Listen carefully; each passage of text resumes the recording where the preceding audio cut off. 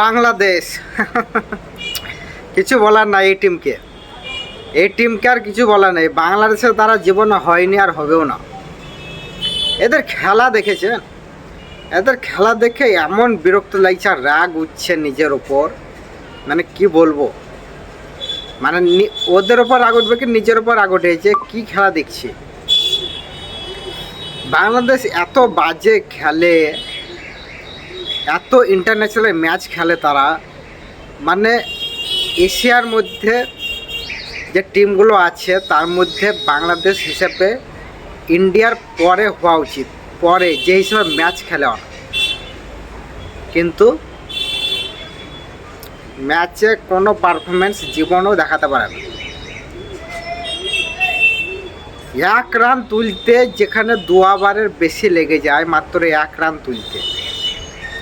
মানে প্রথম যে 1 রান শুরু করবে সেই 1 রানই তাদের ব্যাট থেকে আসছে না, আর 0 রানে 2 উইকেট। মানে এদিকে বলার ভাষা পাচ্ছে না যে টি-20 ক্রিকেট এখনকার কী হিসাবে খেলা যায় সেটা কি ওরা বুঝছে না। আমরা এত খেলা দেখছি, আমরা বুঝছি, সেটা কি ওরা বোঝে না যে কীভাবে খেলতে হয় টি-20 ক্রিকেট এই বর্তমান যুগে। টি-20 ক্রিকেট খেলতে গেলে এখন যে পাওয়ার হাউস দরকার, সে পাওয়ার হাউস কই? ভারতের প্রথমে ব্যাট করতে নেমে ওপেনারে তারা কি করছে, অভিষেক শর্মা প্রথম বলে 6 মেরে দিচ্ছে। আর এদিকে বাংলাদেশ 0 রানে 2টি উইকেট পেয়েছে, 2টি উইকেট পড়ে যাচ্ছে তাদের।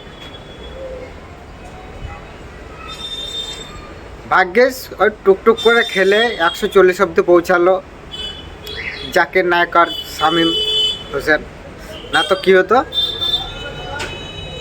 মোটামুটি 80 রানের মধ্যে অল আউট হয়ে যেত। 55 রানে ফার্স্ট ম্যানে পড়ে গিয়েছিল, 80 রানের মধ্যে গুটিয়ে।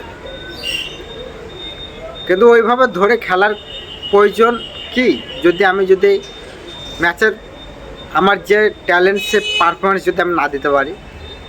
জাকের আলী যে ব্যাটসম্যান, সে তো বেশ হিটিং ব্যাটসম্যান, কি করলো, কি হিসাবে খেললো, মানে বলার ভাষা পাচ্ছে না যে এরা কী হিসেবে খেলে। যেখানে ইংল্যান্ড ব্যাট করতে নেমে এদিকে 300 পার করে দিচ্ছে সাউথ আফ্রিকার বিরুদ্ধে, সেখানে এরা প্রথম ম্যাচে হংকংয়ের বিরুদ্ধে যে রানটি তুলতে ওদের 18 ওভার লেগে যায়, সামান্য কিছু রান।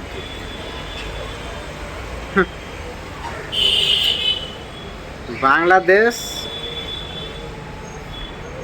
আজ পর্যন্ত ক্রিকেটে খেলে যায়, কিন্তু উন্নতি বলে কিছু হয়।